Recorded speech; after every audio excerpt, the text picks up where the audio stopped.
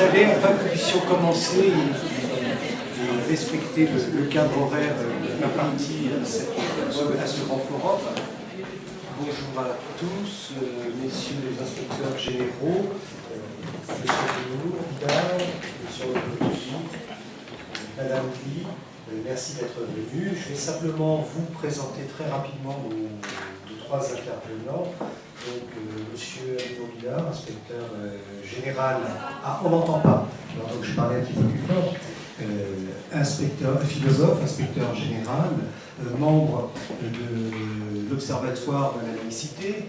Madame Lee est notre grand témoin. Elle enseigne à l'Institut de sciences et de théologie des religions à Marseille et a relaté une grande partie de sa vie dans les camps de Pol Pot, dans 2 ouvrages, je crois, que nous vous indiquerons si cela vous intéresse. Et mon collègue Rodrigue Coutouli, référent laïcité, proviseur de vie scolaire, qui nous fait plaisir également d'être là parmi nous.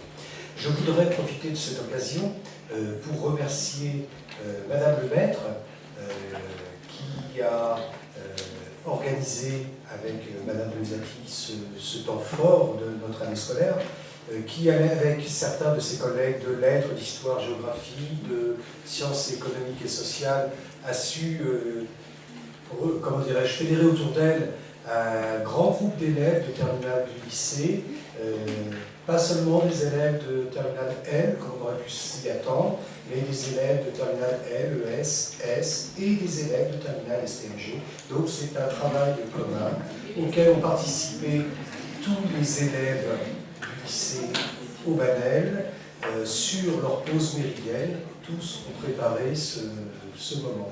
Je voudrais également remercier de la part de ma collègue de René-Char l'équipe des professeurs de René-Char qui également a fait ce même travail en direction de ses élèves, de façon à ce que nous ayons 2 ateliers qui convergent aujourd'hui et qui participent à ce moment fort sympathique. Donc je vais cesser de prendre la parole, puisque ce n'est pas moi qui intervient. Je vais simplement reposer la problématique du jour, qui est comment s'engager dans la vie et préparer notre avenir, alors que nous n'avons pas les mêmes convictions ni les mêmes croyances sur le sens de la vie. Et je laisse la parole à M. Vidal. Donc, M. Coutouli tout d'abord. Ah, d'accord. Tout est roule. Bien. Bonjour à tous. Merci, Monsieur le Proviseur, de nous accueillir. On est très heureux d'être là aujourd'hui avec vous, d'autant plus que l'an dernier, on était déjà présent dans cette salle et on a vécu de très grands moments d'échange avec les élèves et nous avons bien l'intention de recommencer cette année.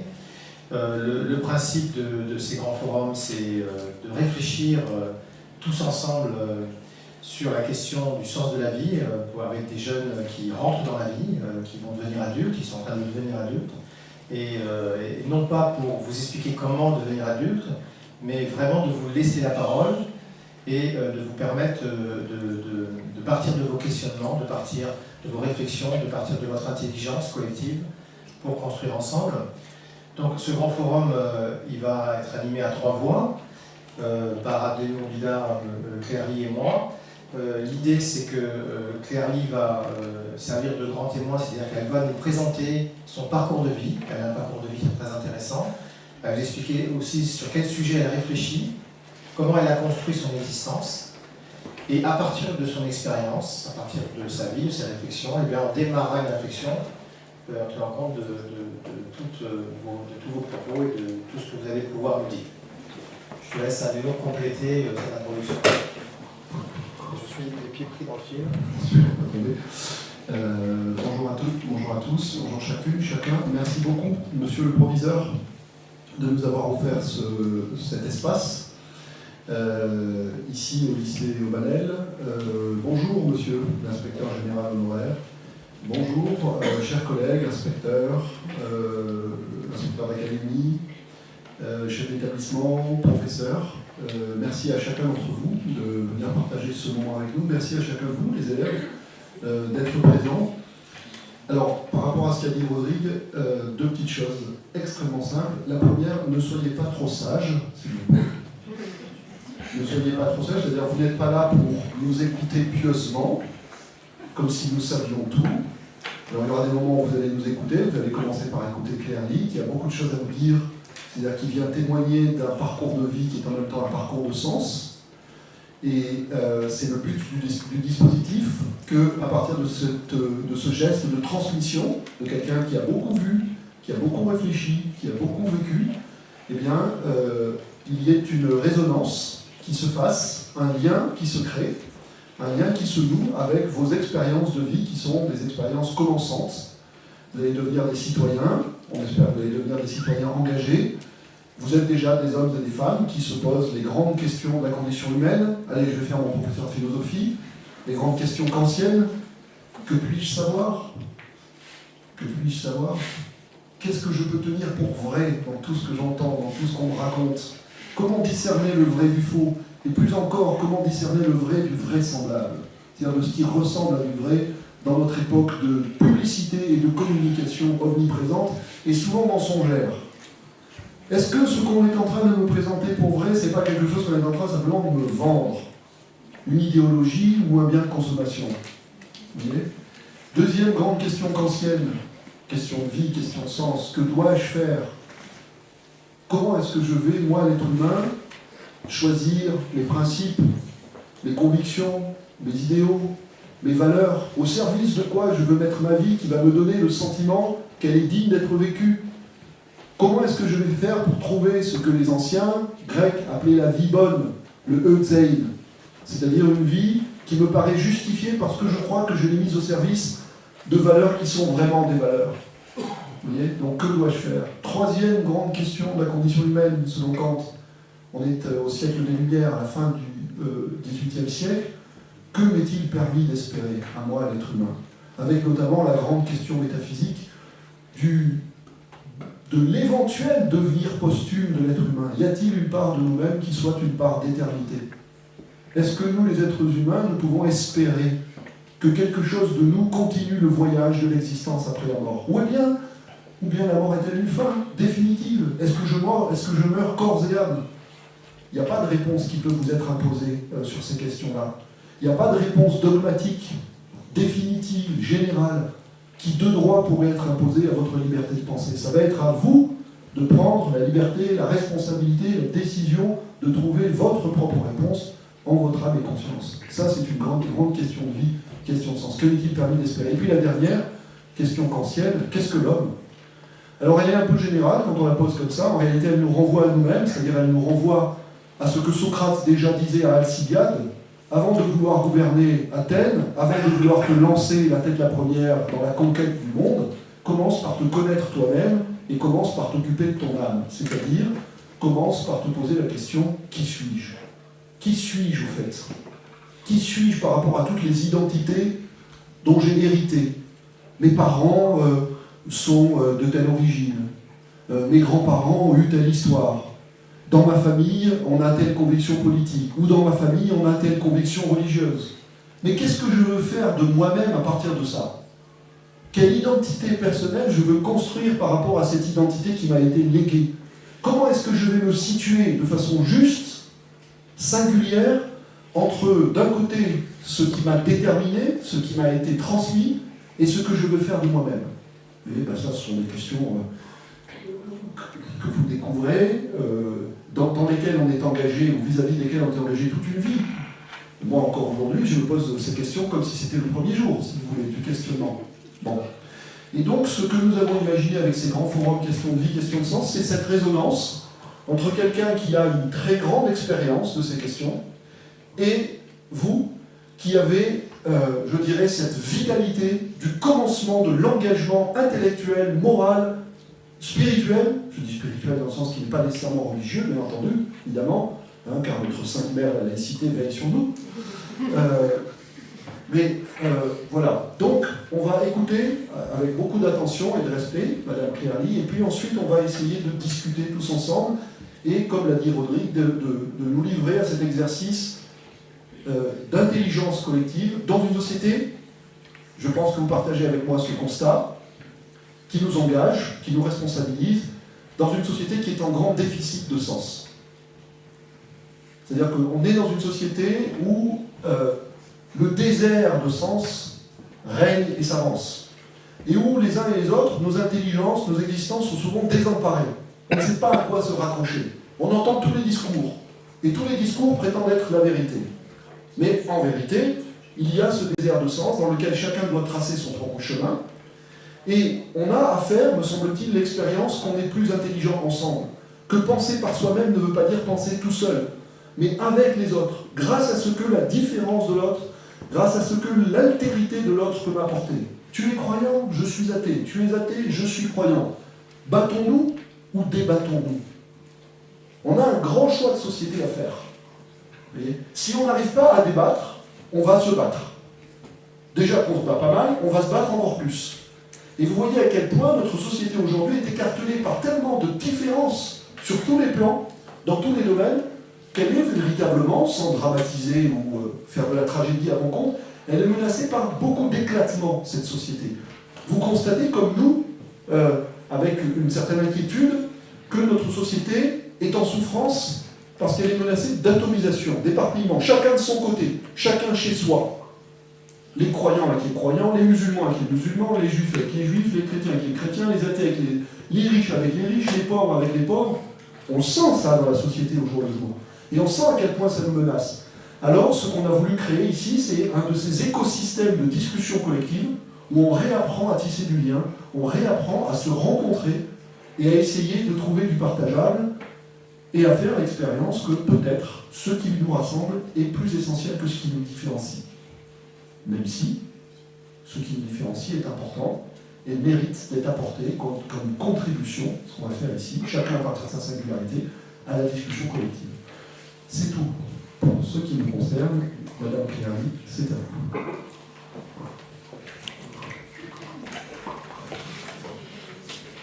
Alors merci Monsieur Koutoubi, Monsieur Bida, Monsieur le Professeur, et bonjour.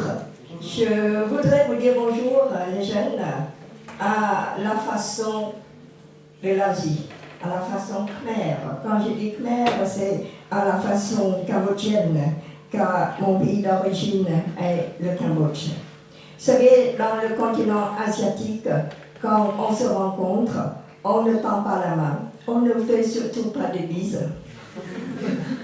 Alors, le corps de l'autre est sacré, on n'a pas le droit d'y toucher d'emblée. Vous savez, l'histoire des bises, c'est un casse-tête chinois pour moi, parce que c'est jamais le même nombre du nord au sud de la France. Donc, dans la plupart des pays asiatiques, quand on se rencontre, on met les deux mains jointes. Je vais poser mon micro, j'essaie de parler un peu plus fort. On met les deux mains jointes pour dire bonjour. Et ces deux mains jointes représentent symboliquement une fleur. Et ce n'est pas n'importe quelle fleur, ça va être la fleur de lotus, qui est la fleur sacrée du Cambodge, car le Cambodge est un pays bouddhiste à 90%. Oui. Donc on s'applique à s'offrir mutuellement une fleur. Alors il y a une façon d'offrir la fleur, on ne le fait pas n'importe comment. Ça c'est l'Asie, tout est très symbolique.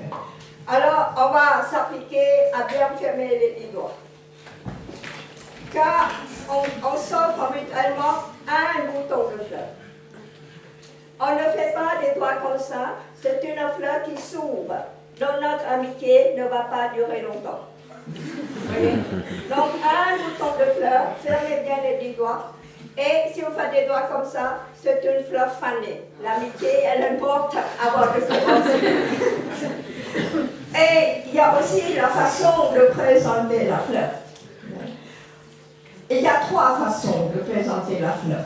Cela va dépendre de l'âge et du rang social de la personne qui se trouve en face de nous. Si la personne a le même âge que nous, on va mettre la fleur au niveau du menton. Si la personne a quelques années de plus que nous, on va lever la fleur jusqu'au nez. Elle a 5 ou 6 ans de plus. Et si la personne a l'âge de nos parents, ou un rang social, monsieur l'inspecteur. Alors, les jeunes, il faut lever la fleur jusqu'au front et s'incliner. Bonjour, monsieur. Ce ne sera pas nécessaire. Voilà, donc ça, ce sont des symboles de l'Asie. Et c'est pour ça que dans tous les pays asiatiques, quand on se rencontre, la première formule de politesse, ce n'est pas parce qu'il pleut, parce qu'il neige, parce qu'il y a du vent, le mistral, non. La première formule de politesse, c'est de se dire son âge. J'ai 72 ans.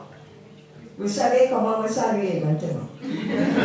C'est pour permettre à l'autre de savoir où mettre sa fleur. Oui. Donc, voilà.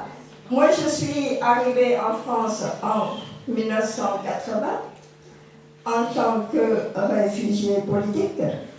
J'ai vécu 4 ans dans les camps de rééducation des Khmers rouges au Cambodge. Alors, c'était de 1975 en 1979. J'ai donc vécu une des tragédies du XXe siècle, la tragédie des Khmers rouges, qui a fait 2 millions de morts au Cambodge sur une population de 7 millions à l'époque. Un tiers de la population a été anéantie.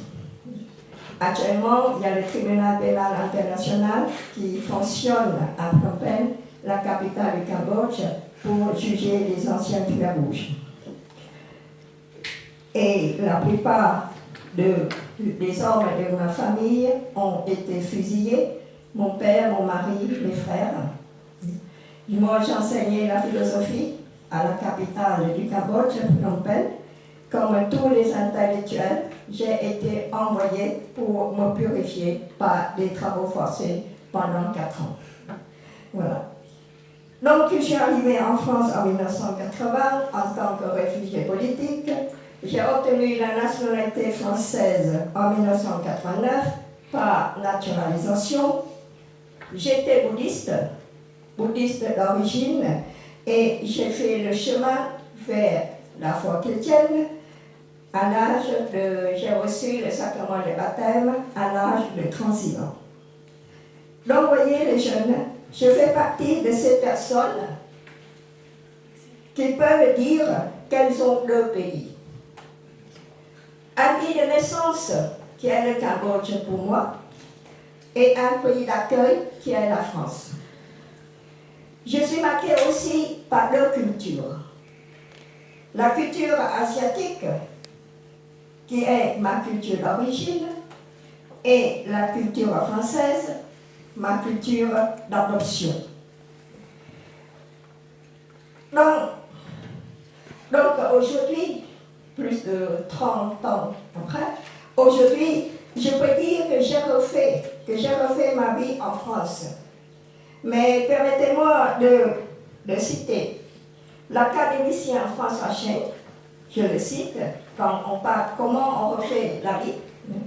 Je cite: quand je me sers de l'expression courante « j'ai refait ma vie », ce n'est pas dans le sens qu'un exilé qui, ayant choisi de vivre en pays étranger, cherche un travail pour continuer à vivre, tout en restant dans la nostalgie de son passé, dans le souci de préserver son moi.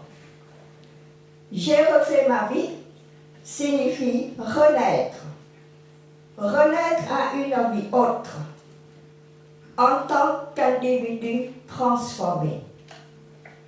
Renaître à une vie autre, en tant qu'individu transformé. Renaître à une vie autre, ce n'est pas tirer un trait sur sa culture d'origine. Renaître à une vie autre, c'est laisser la culture d'origine entrer en dialogue avec la culture d'accueil. Laisser la culture asiatique, cambodgienne, entrer en dialogue avec la culture occidentale française. Ce dialogue entre, en vérité, vrai, entre de culture et de religion, ce dialogue me permet d'avoir une identité personnelle transformée.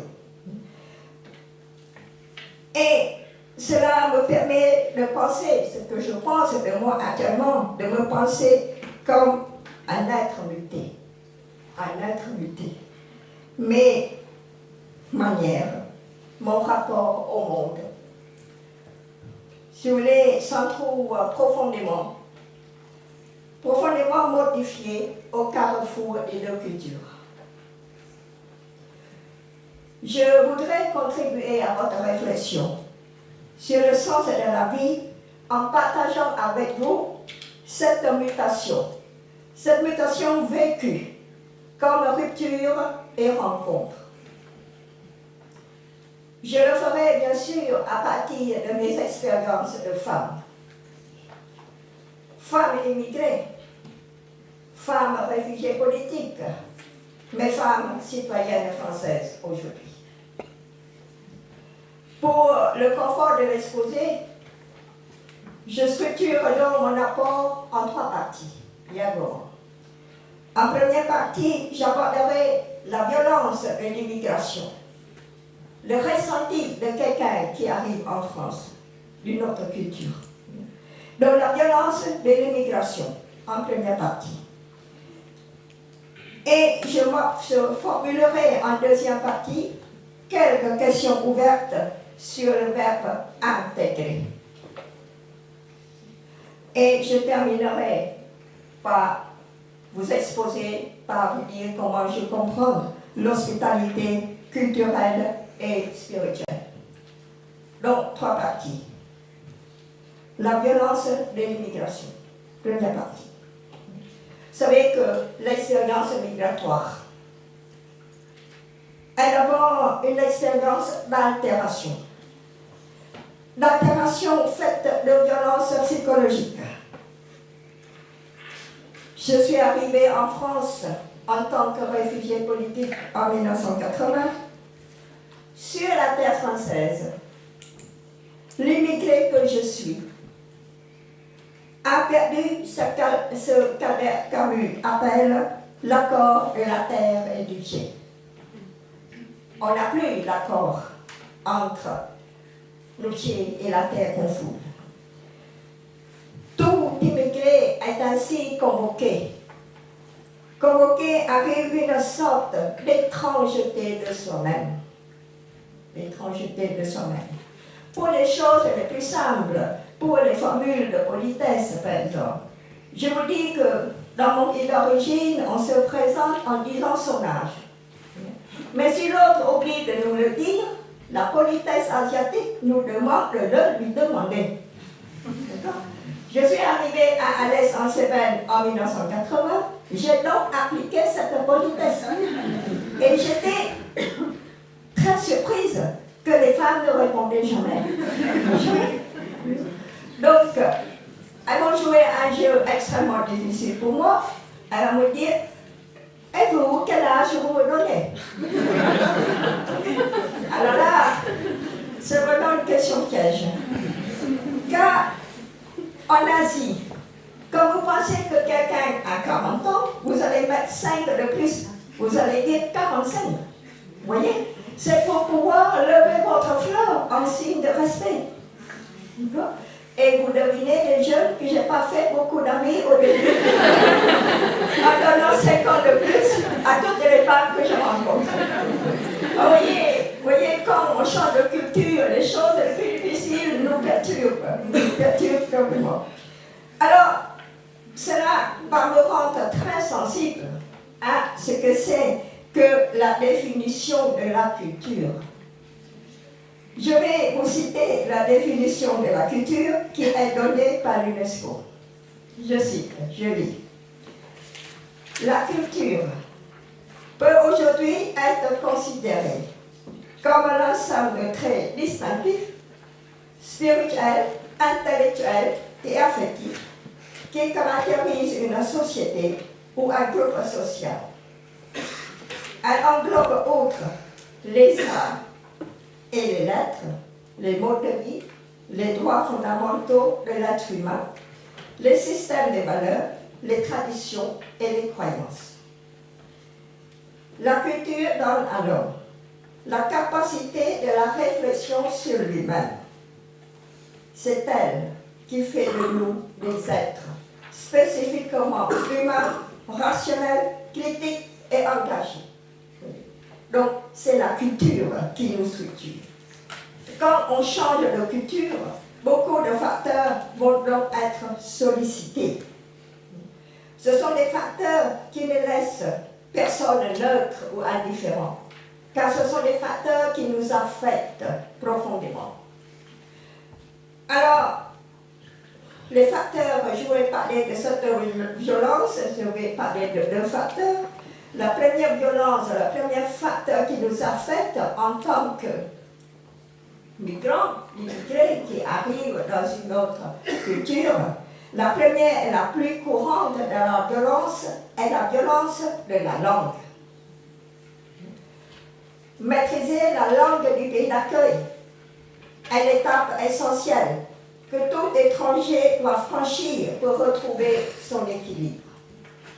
Moi, je n'ai pas eu cette difficulté, car je connaissais le français. J'ai appris à l'âge de 12 ans nos ancêtres les Gaulois. Vous voyez, hein, là, le produit positif de la colonisation. Mais par contre, mes enfants, surtout l'aîné, qui est arrivé à l'âge de 8 ans en France, il a subi cette violence de la langue, qu'il fallait parler le français, se faire comprendre. Donc, il faut bien maîtriser la langue française. Il ne suffit pas de barbacuiner le français, mais parler le français jusqu'à pouvoir exposer ses idées et dire le plus profond de soi-même aux autres. Et la deuxième violence, ça va être la violence de l'identité. Les phénomènes migratoires ont donné naissance à l'identité qui se décline au pluriel. Une identité déstabilisante pour l'être social du migrant. Ce dernier ne sait plus dans quelle mémoire, quel héritage s'inscrit véritablement sa vie. On se sent alors mal à l'aise, très mal à l'aise. Et on est ainsi, parce qu'on est mal à l'aise, on va être ainsi soumis à des tentations. Alors, j'ai subi ces tentations, que j'appelle des tentations sécuritaires. Sécuritaires. Parce que se sent mal à l'aise, on va chercher des sécurités. Ces tentations sécuritaires épargnent si peu de personnes à l'heure de métissage et du brassage de culture et de religion. Ces tentations provoquent des crispations qui s'interpénètrent. Pour les canaliser, les maîtriser, j'ai pris l'habitude de les classer en deux catégories. J'appelle les crispations puristes et les crispations nostalgiques. Les crispations puristes, vous savez, c'est que le premier souhait de tout arrivant dans un groupe est d'être comme tout le monde. D'être comme tout le monde. On veut être intégré à tout prix. Il faut arriver à être comme les autres, à être comme eux. Se conformer sans aucune originalité à la structure d'accueil. Mais hélas, vous savez bien que mon physique ne me permet pas d'être une Française tout court. Voyez? Donc, cela relève de missions impossibles. J'ai accompagné beaucoup mes enfants. Bon, ça relève de missions impossibles.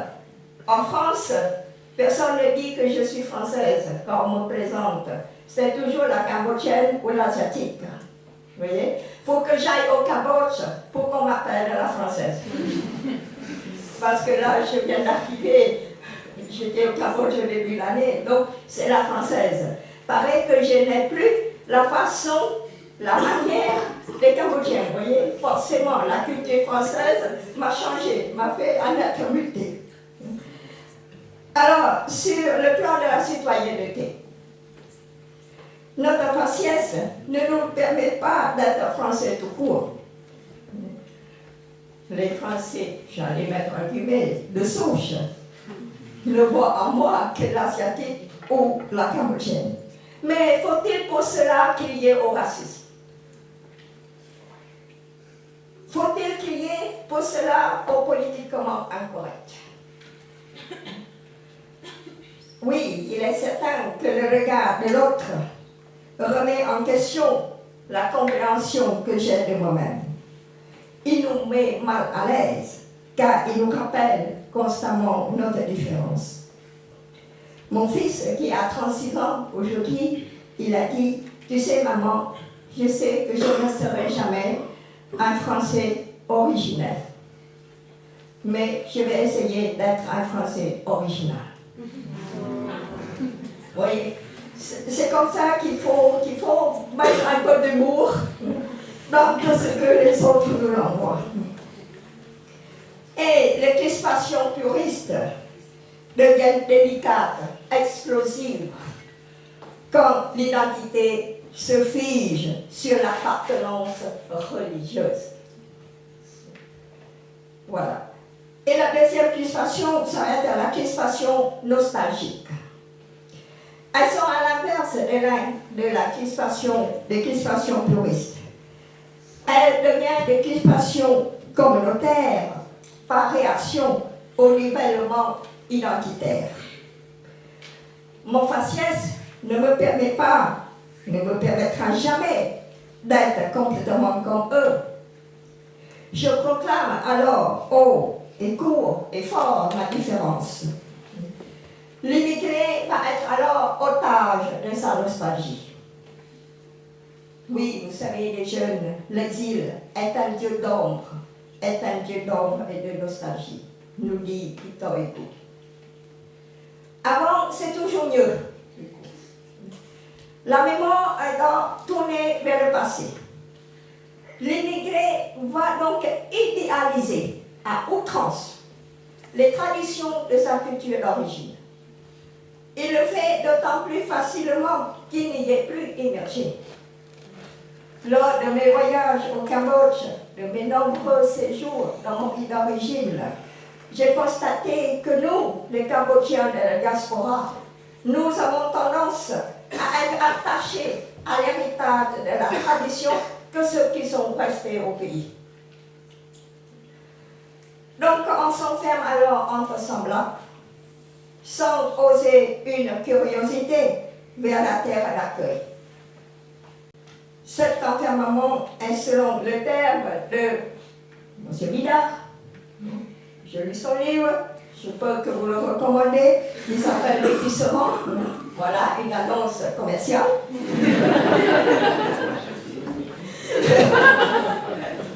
Alors, c'est ce que M.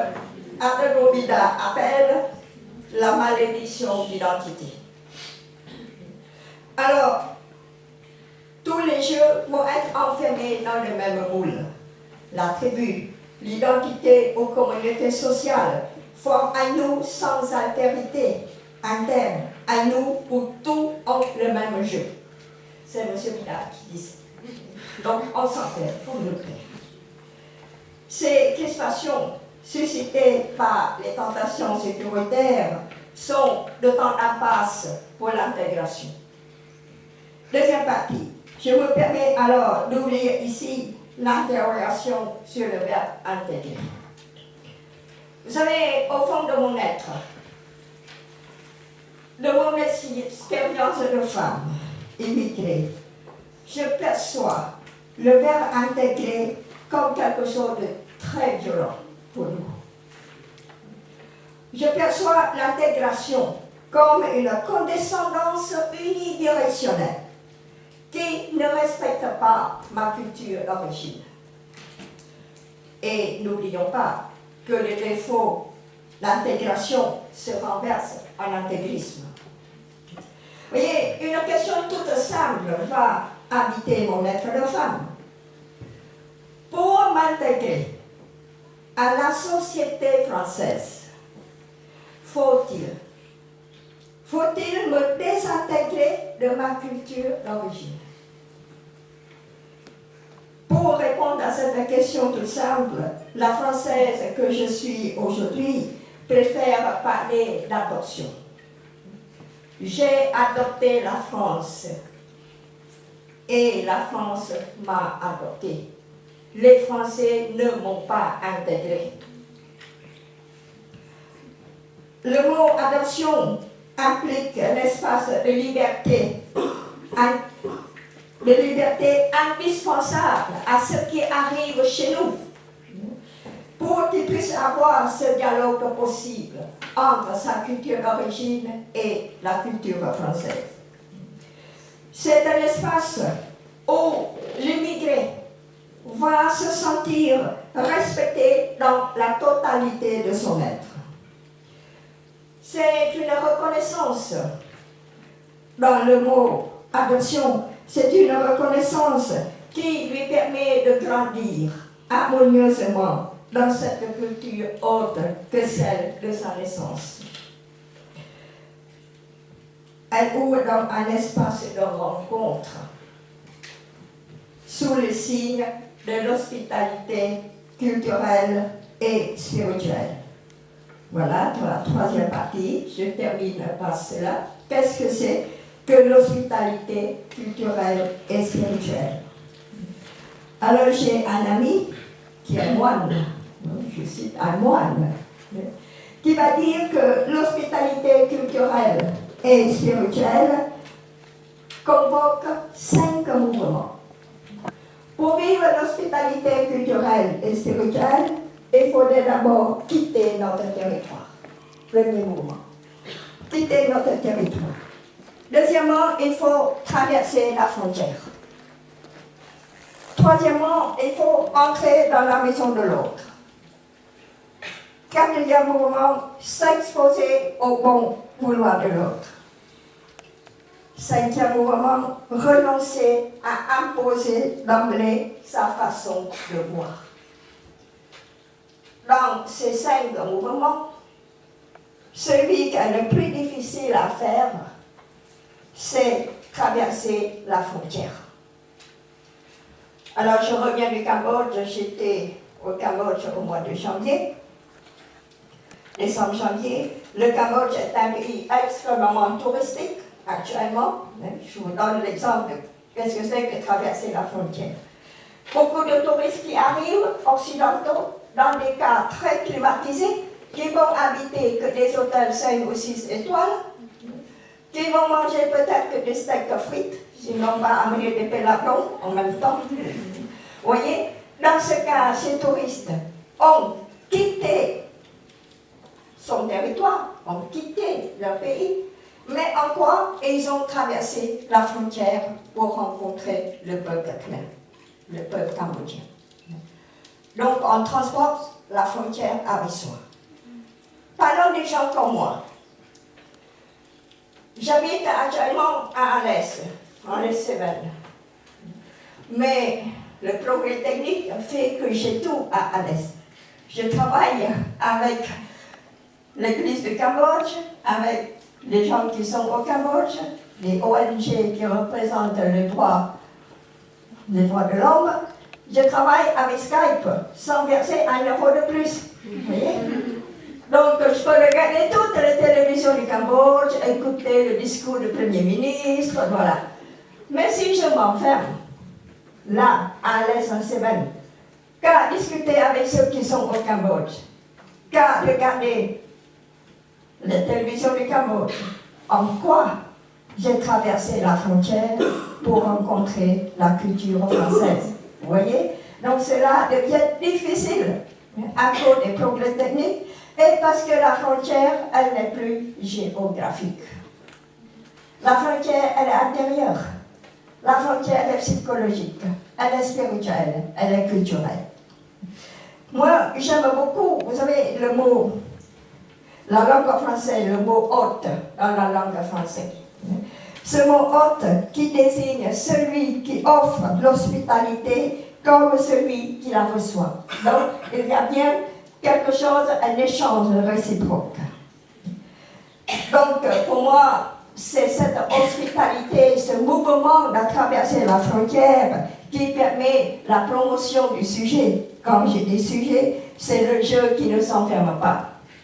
C'est le jeu qui s'énonce. Un jeu qui introduit son initiative dans le monde. Un jeu qui fait infraction. Un jeu qui fait infraction dans la clôturation de ce monde. Un jeu qui me permet de dire, les jeunes aujourd'hui, que je suis irremplaçable. Chacun de vous est irremplaçable, mais vous n'êtes pas indispensable. Voilà. Merci de votre attention.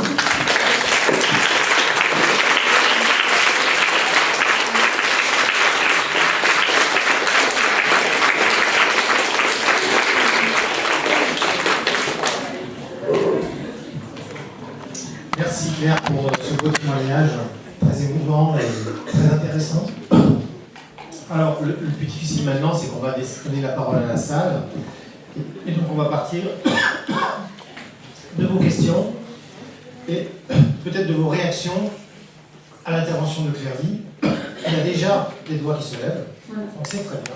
On va donner la parole à Cybèle qui avait déjà anticipé sur notre exposé. Donc, lire en écho, puisque dit à la nuit. Donc, bonjour. Du coup, ce que vous nous avez dit, ça m'a beaucoup touchée. Et je me suis vraiment reconnue dans toutes les paroles que vous avez dites parce que, du coup, comme vous, je possède aussi une double culture.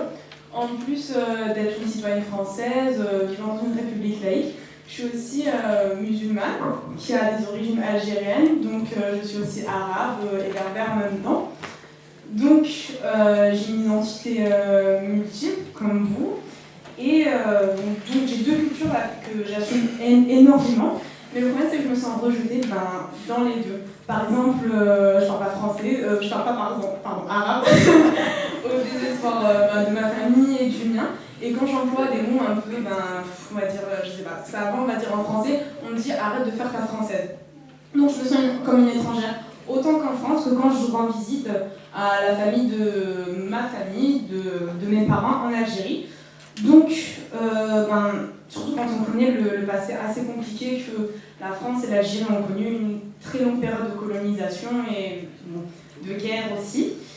Et du coup, ma question, ça serait comment m'engager dans la vie, préparer mon avenir, alors que j'ai une religion, donc l'islam, qui n'est pas du tout appréciée en France, qui est manipulée, diffusée de manière très négative par plusieurs acteurs. Une religion qui, moi, m'aide à avancer dans ma quête du sens de la vie, pareil grâce à mes origines, mais qui d'un certain côté, soit en fait je dois l'assumer pleinement, et la pratiquer comme je l'entends, mais donc être considérée comme, entre guillemets, comme une extrémiste ou comme une fermée d'esprit, ou soit mettre du coup cette religion, mon identité, ma culture de côté, et donc être considérée comme par exemple musulmane modérée ou bien une personne qui ne veut pas s'intégrer dans la culture française.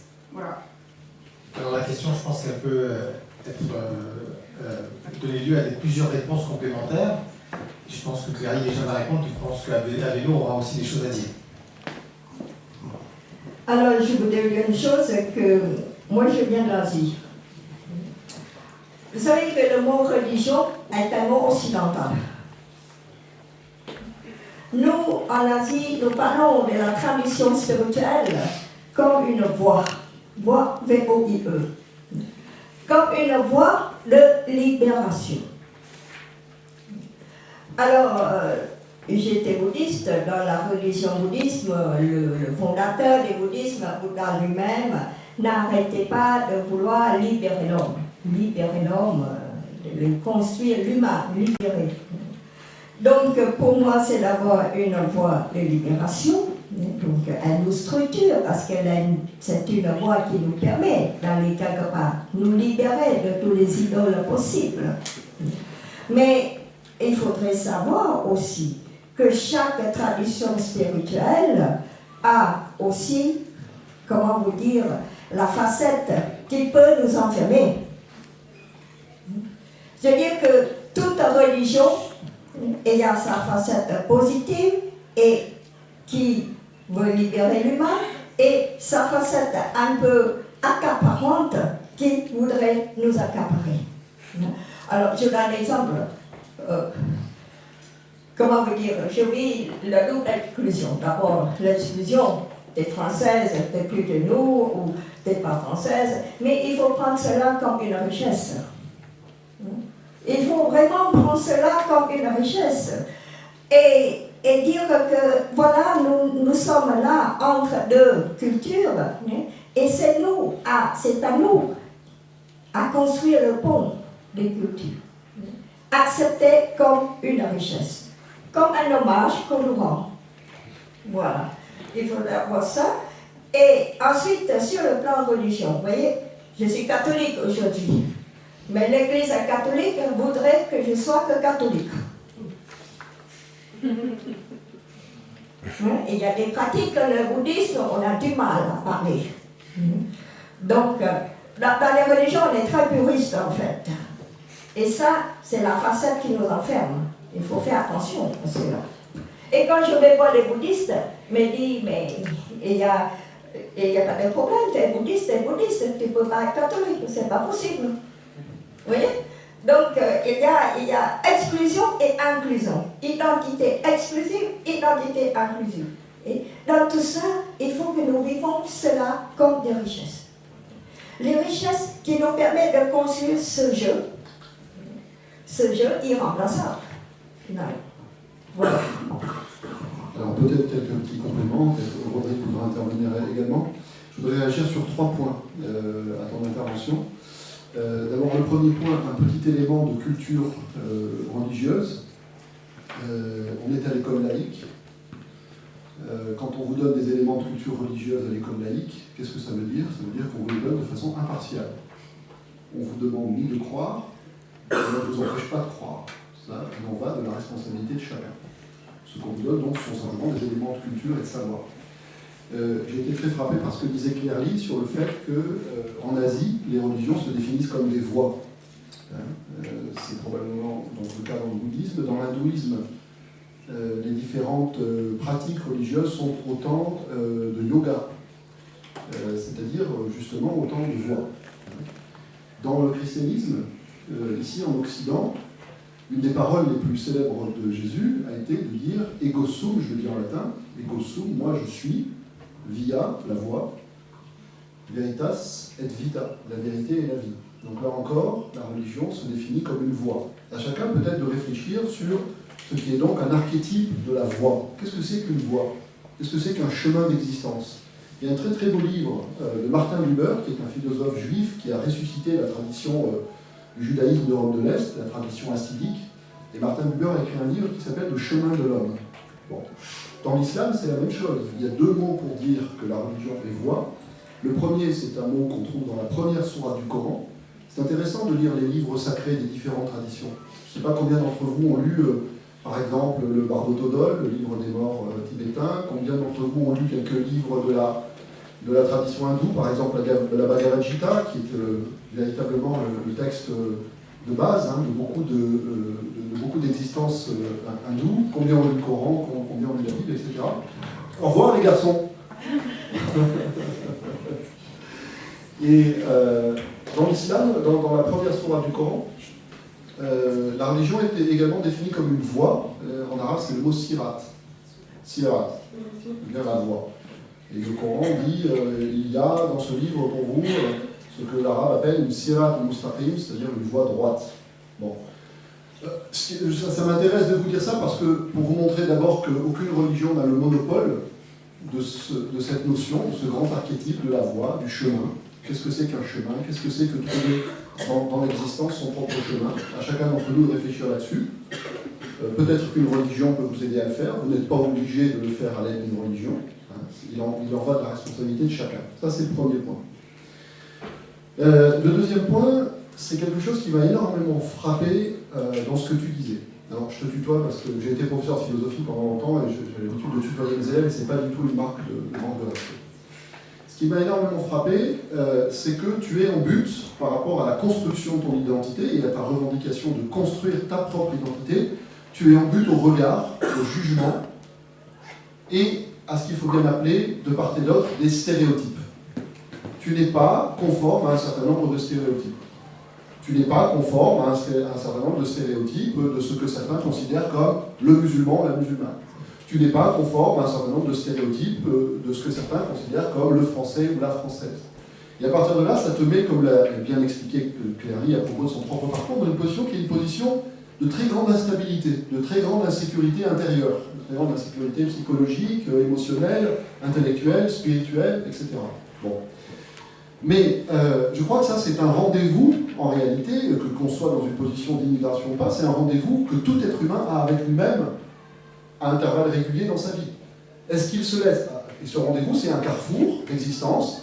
Est-ce que je me laisse déterminer de l'extérieur par les regards, par les jugements, parce que les autres attendent de moi ou veulent de moi, ou est-ce que j'ai le courage d'affirmer qui je suis? Pas forcément en déployant une hostilité vis-à-vis d'autrui, il ne s'agit pas de devenir agressif, hein. Mais il s'agit peut-être de cultiver ce courage d'exister par soi-même. Penser par soi-même, d'exister par soi-même, d'agir par soi-même.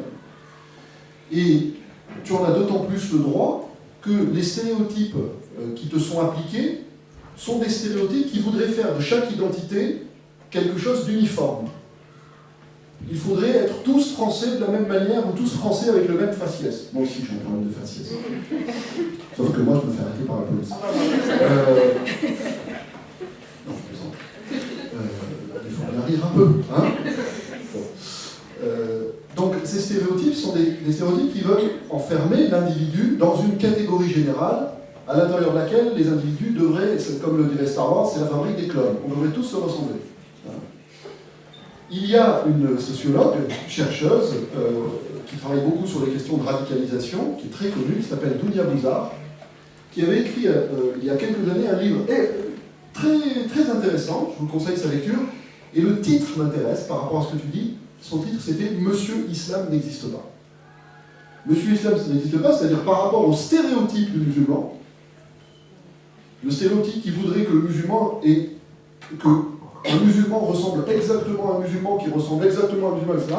Ce stéréotype est un fantasme, est une imagination. D'abord parce qu'on a affaire à une civilisation, l'islam, qui est absolument immense à l'échelle du globe. C'est 1,4 milliard d'individus, 1,4 milliard. Qu'est-ce qu'il y a de commun entre un musulman indonésien et un musulman marocain? Entre un musulman soudanais et un musulman d'Asie centrale, d'Ouzbékistan ou du Tadjikistan?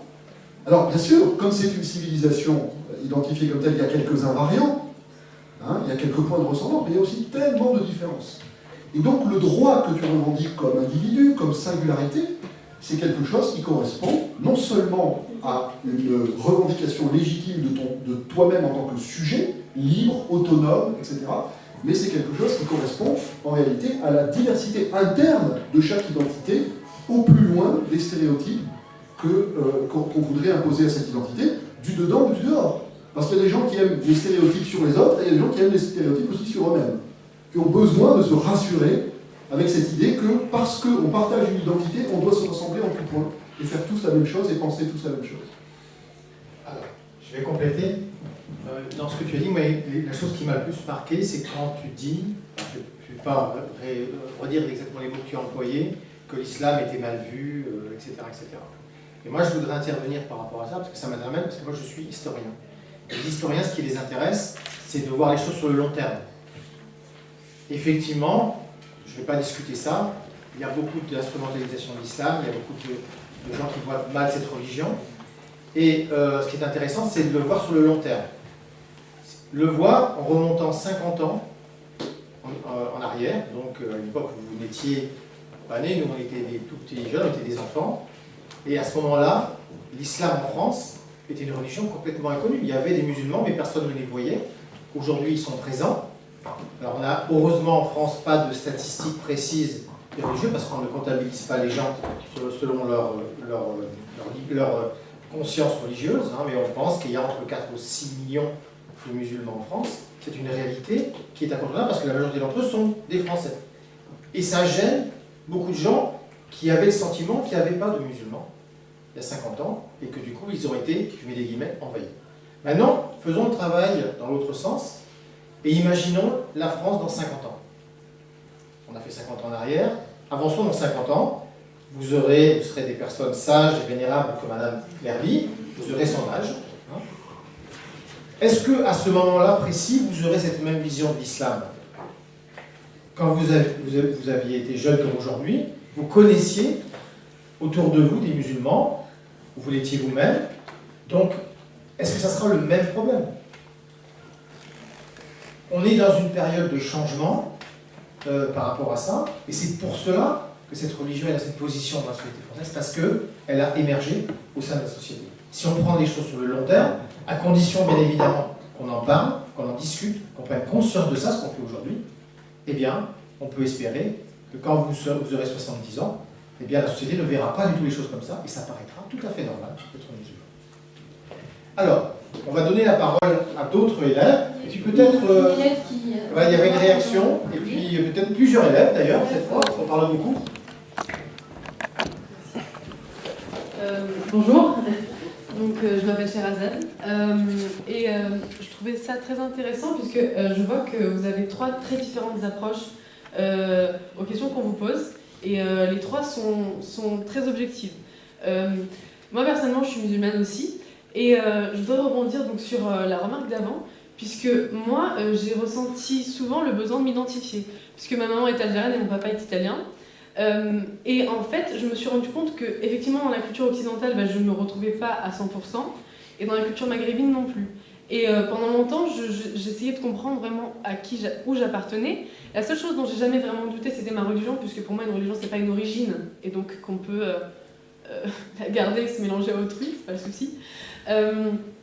Mais maintenant, j'ai compris qu'en fait, ça va au-delà des origines. En fait, même si on a besoin de se rentrer dans des cases pour se rassurer, mais au final, ça s'arrête pas à ça. C'est-à-dire que le fait de se renfermer et de vouloir se rattacher à une seule identité, on se renferme nous-mêmes dans ce qu'on n'aime pas, c'est-à-dire dans les stéréotypes, comme vous l'avez dit un peu plus tôt.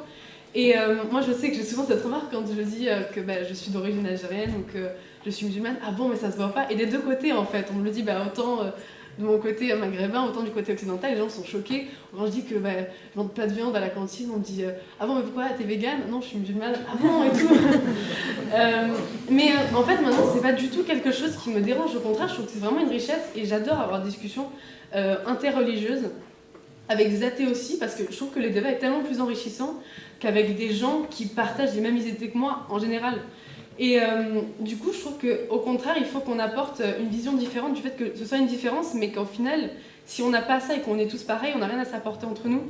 Et je trouve que les conférences comme ça, c'est vraiment génial, puisque... mais non, mais c'est vrai, parce que... oui, mais on a une richesse qu'on n'arrive pas à avoir, nous, hors de ce contexte, en fait. Et aujourd'hui, dans le contexte qu'on a aujourd'hui en France, contexte politique, et le fait qu'on soit en crise aussi fait beaucoup que... sur la montée du Front National et les éléments que vous avez apportés, mais je pense que c'est très important parce que je vois que nous, entre nous, on a moins le problème de religion, de race que peut avoir une génération de nos parents ou même de nos grands-parents. Et comme vous avez dit, c'est normal que ça change puisqu'on se côtoie plus et on est moins choqué des différences des autres, même physiques, même vestimentaires, même dans plein d'aspects, on s'ouvre plus et donc c'est normal que ça change. C'est juste ça. Merci. Merci. Il y avait Nada qui exprimait l'envie de dire sa question. Nada. Bonjour. Donc voilà, je m'appelle Nada et il y avait une question, je ne savais pas vraiment à qui l'adresser parce que je pense que vous pouvez tous apporter un élément de réponse. Mais très concrètement, j'ai regardé plusieurs vidéos sur YouTube d'une chaîne qui fait des expériences sociales, en fait, tout simplement. Et ils avaient pris 2 acteurs. Donc ils avaient fait l'expérience plusieurs fois concernant plusieurs religions. Donc là, je vais parler du domaine du sujet de la religion. Donc ils avaient pris une actrice qui jouait le rôle d'une musulmane, qui était voilée, et une autre actrice qui critiquait son voile et qui faisait comme si ça la dérangeait. Donc il disait on a longtemps combattu pour les droits de la femme et maintenant vous vous cachez, c'est une honte, etc. Et il regardait un peu les réactions des autres personnes qui avaient autour. Et il y avait certaines personnes qui prenaient parti pour la dame voilée, qui la défendaient, qui disaient qu'on s'habillait comme on voulait, etc., que ça dépendait de chacun.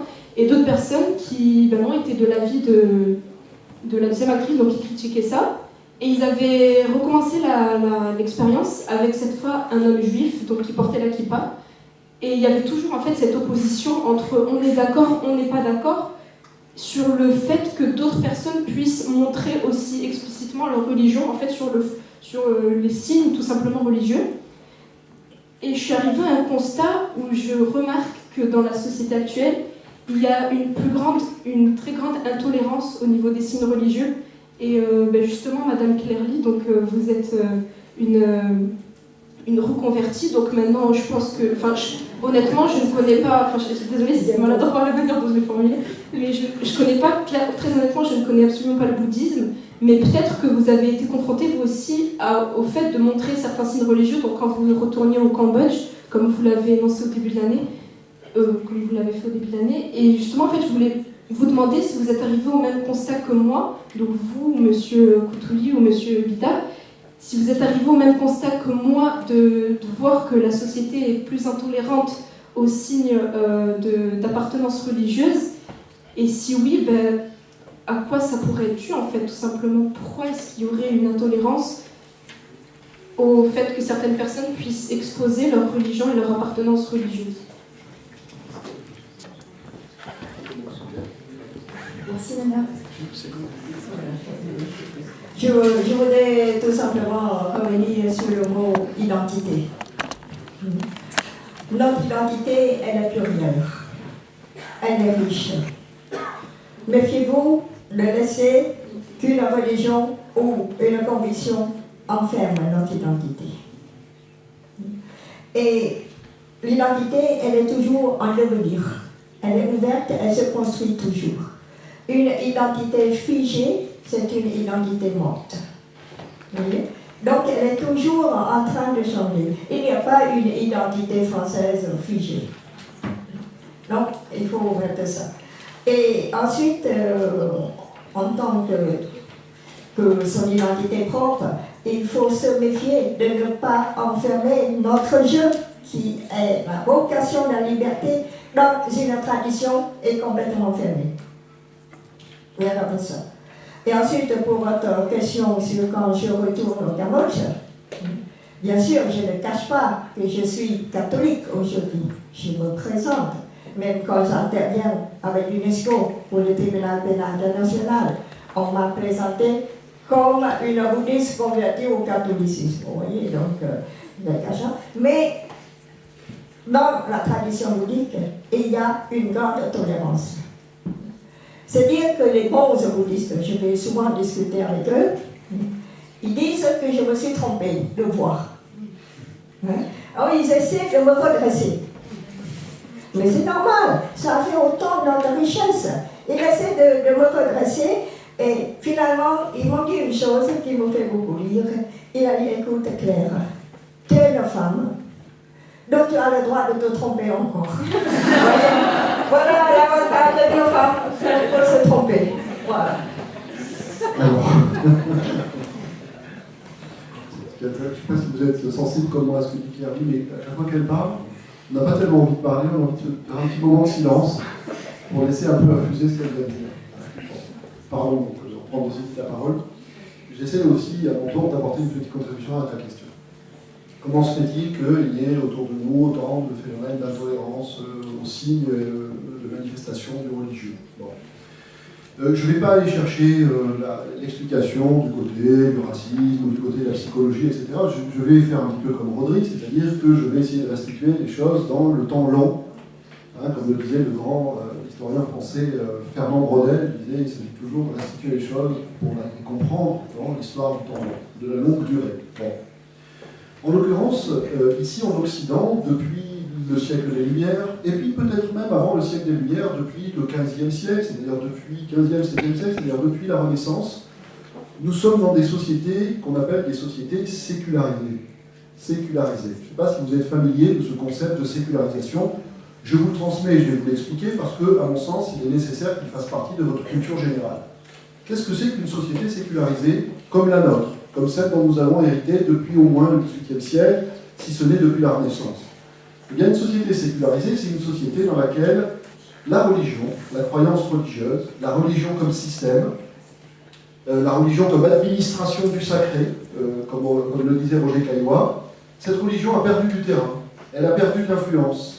Elle a perdu de l'influence sur les sociétés, sur la société, elle a perdu de l'influence sur les institutions, elle a perdu de l'influence sur les consciences. Ça ne veut pas dire qu'elle n'existe plus, ça ne veut pas dire qu'elle est plus présente, mais elle n'est plus la seule référence en matière culturelle, elle n'est plus la seule référence en matière de sens, elle n'est plus la seule référence en matière de discours qui prétend à une certaine vérité. La religion, dans une société sécularisée, devient un discours parmi d'autres, un phénomène social parmi d'autres, alors qu'auparavant, pendant les époques religieuses, dans quelques civilisations du monde que ce soit, elle était ce qu'on appelle un fait social total. C'est-à-dire qu'elle exerçait une emprise sur les consciences et sur la société qui était à peu près généralisée. Bon. Et même aujourd'hui, dans un certain nombre de sociétés du monde qui restent très religieuses, et qui, dont à cet égard, on pourrait se dire qu'elles ne sont pas sécularisées, ou en tout cas bien moins sécularisées que la nôtre. Je pense par exemple aux sociétés du monde arabo-musulman, je pense aussi à la société, par exemple à la société indienne, la société de l'Inde. Eh bien, ce sont des sociétés dans lesquelles s'est produit ce paradoxe d'une religion qui reste très forte, très présente dans la vie des individus, très présente comme fond d'écran, comme référence, mais, là encore, phénomène de sécularisation, c'est devenu un phénomène social parmi d'autres. C'est-à-dire la religion s'est secondarisée, elle est devenue seconde. Qu'est-ce que ça veut dire, très concrètement? Ça veut dire que dans ces sociétés, l'activité scientifique, par exemple, s'exerce complètement indépendamment de la religion. Il y a des chercheurs qui travaillent et qui ne font pas référence, ils ne vont pas chercher le principe de leur découverte dans les Védas ou dans le Coran. Ils travaillent comme n'importe quel scientifique du monde entier, ils sont en lien avec les communautés scientifiques du monde entier, etc. Les institutions politiques, c'est pareil. Les institutions politiques, depuis Gandhi, depuis l'indépendance de l'Inde, l'Inde se présente comme la plus grande société démocratique et laïque du monde.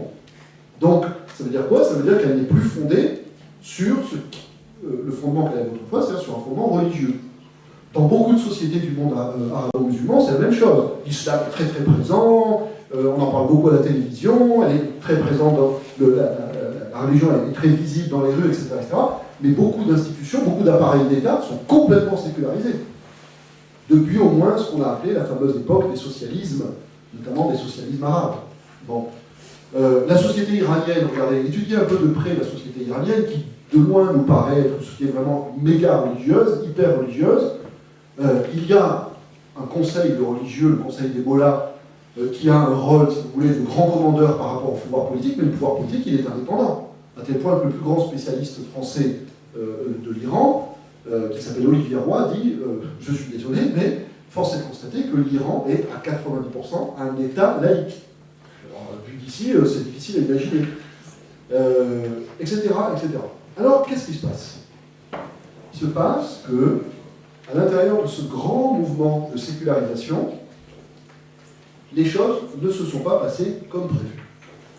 Les choses ne se sont pas passées comme prévu, c'est-à-dire que, tandis que pendant quelques décennies, pendant quasiment 2 siècles, la religion a reflué, marée haute, marée basse, elle a reflué, elle a perdu du terrain, elle a perdu du recul.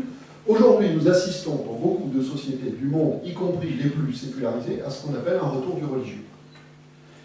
Et ce retour du religieux, me semble-t-il, est une des raisons pour lesquelles il inquiète. Il inquiète parce que c'est un phénomène que nous ne comprenons pas.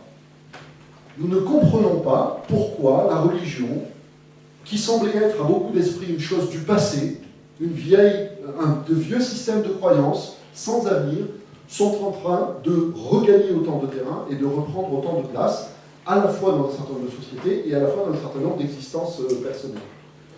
Et donc, je crois que nous sommes tous face à une perplexité dans la sécularisation. On a quitté les époques religieuses où les religions étaient en position centrale, en position de magistère. On a cru qu'on allait construire des univers sans Dieu, comme disait Nietzsche. Vous vous souvenez de la fameuse prophétie de Nietzsche, hein, dans le Gai Savoir, Nietzsche dit « Dieu est mort !» Oh, il annonce une nouvelle. Dieu est mort, nous l'avons tous tué, nous sommes ses meurtriers. C'est donc au début du livre 5 du Gai Savoir. Lisez ce texte. Et aujourd'hui, non seulement Dieu n'est pas mort, mais. Ah oui, ça me fait penser toujours à. Non seulement Dieu n'est pas mort, mais aujourd'hui, il y a des milliards d'êtres humains qui se réfèrent à un Dieu. Oui, c'était. Quelqu'un avait écrit sur un mur, je ne sais plus si c'était à Tel Aviv ou à Jérusalem, quelqu'un avait écrit sur un mur Dieu est mort, signé Nietzsche. Et quelques temps après, quelqu'un a ajouté Nietzsche est mort, signé Dieu. Bon, voilà. Alors, on est perplexe par rapport à ce religieux, et on est sur le ton du religieux, et on est d'autant plus perplexe que force est de constater que le religieux revient dans nos sociétés pour le meilleur et pour le pire. Il revient pour le meilleur, c'est-à-dire pour ce que la religion a toujours offert de meilleur aux êtres humains, c'est-à-dire un certain nombre de questionnements essentiels, métaphysiques, spirituels sur sa condition, sur sa place dans l'univers, par exemple. Il y a dans toutes les civilisations du monde, il y a des textes religieux qui sont absolument extraordinaires de profondeur, alors à condition, encore une fois, qu'on les aborde avec un esprit critique. C'est-à-dire qu'il ne s'agit pas simplement de croire parce que c'est écrit. C'est quelque chose qui appelle, souvent on dit que la religion nous donne des réponses. Est-ce qu'elles nous donnent des réponses ou est-ce qu'elles alimentent notre questionnement? Est-ce que la réponse doit venir de l'extérieur, de la tête, ou de l'intérieur? À chacun de se poser la question. Mais toujours est-il que les religions ont toujours constitué, de même que les mythologies, ont toujours constitué des ressources de sens extraordinairement puissantes. Quand vous lisez, tout à l'heure, je citais la Bhagavad Gita, il se trouve que je ne suis pas du tout de culture hindoue, mais j'ai un attachement particulier à ce texte, la Bhagavad Gita, que je relis. Je m'aperçois qu'à intervalles réguliers dans ma vie, je le relis. C'est comme si j'avais, c'est comme les orbites des planètes.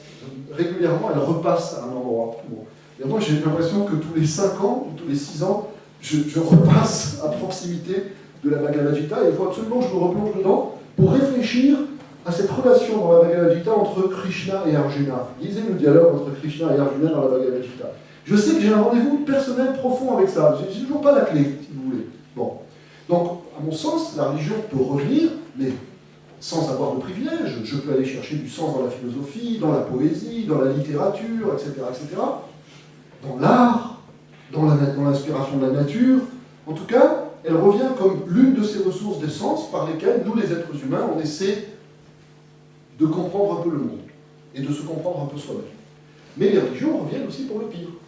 Et qu'est-ce que c'est le pire? C'est leur péché originel, ou leur péché historique, c'est-à-dire beaucoup de dogmatisme, c'est-à-dire beaucoup de prétention à détenir la vérité. C'est très très difficile pour un croyant de penser, de considérer que peut-être il ne détient pas la vérité. Vous voyez, comme Madame Clairly témoigne disant les bouddhistes, même s'ils lui disent de façon gentille, hein, ils ne vont pas lui sauter à la gorge, mais ils disent bon, c'est bien le catholicisme, tu as eu raison, hein, puis moi je suis tolérant, mais quand même le bouddhisme, mieux, non? Et ça, c'est quelque chose qu'on voit dans toutes les religions. Combien de chrétiens, combien de musulmans? Moi, combien de fois j'ai rencontré des chrétiens très très très tolérants. On est dans un dialogue interreligieux. Oh, c'est merveilleux, c'est fou, on dit tous la même chose. Mais nous, on a le Christ. Et le musulman face à dire, c'est vrai, c'est merveilleux, on dit tout, mais nous, on a quand même le Coran. Le Coran, c'est quand même, comme le disait Louis Massignon, l'orientaliste, la dictée surnaturelle de Dieu, la classe. Et donc, ce qui est difficile, mais pas seulement du côté religieux, du côté de toute idéologie, donc on trouve ça aussi du côté des idéologies politiques, quand vous avez quelqu'un que son idéologie politique a complètement figé intérieurement, eh bien, il lui est extrêmement difficile d'accepter la possibilité qu'une autre vision de la société, qu'une autre vision du monde, ait la même valeur que celle qu'il accorde à sa vision du monde. Donc en fait, les hommes, du côté du religieux, mais pas seulement du côté du religieux, les hommes ont toujours besoin de se construire des idoles, c'est-à-dire des vérités figées, dans lesquelles ils enferment la vérité une fois pour toutes. Et donc, je crois que c'est ça aussi qui nous déstabilise. C'est-à-dire que non seulement la religion revient, et on ne l'avait pas prévu, mais la religion revient telle qu'elle a toujours été, avec ses qualités et ses défauts. Ses qualités de pouvoir alimenter notre quête de sens, et en même temps ses défauts d'avoir incrusté en elle la conception que, l'idée que la façon dont elle se représente le sacré est la bonne. Voilà. Et à partir de là, comme nous en a averti il y a déjà quelques années, dans les années 70, le philosophe René Girard, il y a un lien entre la violence et le sacré. C'est à partir du moment où vous avez sacralisé quelque chose, un message religieux, un texte sacré, un dieu, etc., il y a une menace de violence parce qu'il y a une difficulté pour l'individu à accepter que l'autre reconnaisse comme sacré autre chose, ou même qu'il ne reconnaisse pas de sacré du tout. Et ça, donc, à partir de là, c'est un travail, je dirais, intérieur, un travail personnel à conduire avec les autres pour être dans une pleine et entière acceptation. Mais je ne connais pas grand-chose au monde qui soit plus difficile. Voilà, on va redonner la parole à la salle et donner la parole à plusieurs personnes.